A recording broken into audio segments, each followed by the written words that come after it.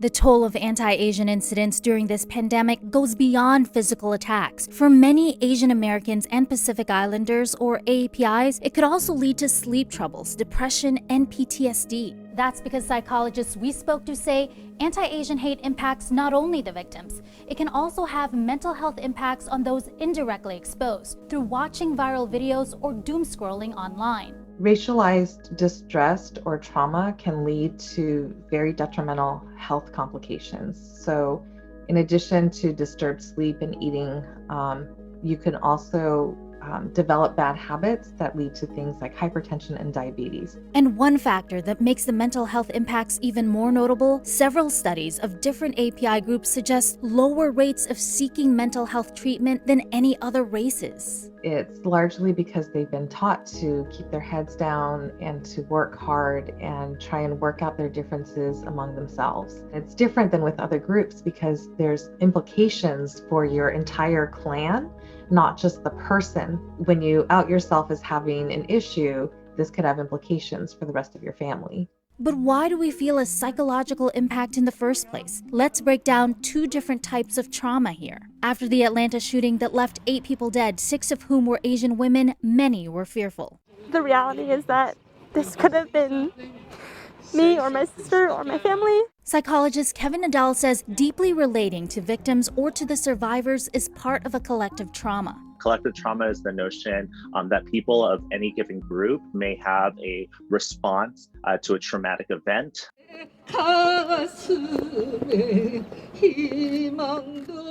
This is a collective sense of pain, hurt, suffering. Asian American women may be experiencing even more of a specific type of collective trauma because of their sense of connection to the people who were killed. As a Korean American, what breaks my heart the most is that I think about my grandmother and just can't imagine her being in that situation. There's also historical trauma, a theory that a population's agonizing experience of physical or psychological stress can be passed to future generations. Jewish people will experience the historical trauma of the Holocaust. Black people experience the historical trauma of slavery. The Chinese Exclusion Act, the internment camps in World War II that basically swept up over 100,000 Japanese Americans simply because of their heritage. So let's talk about solutions. What can members of communities facing hate do to deal with the psychological impacts?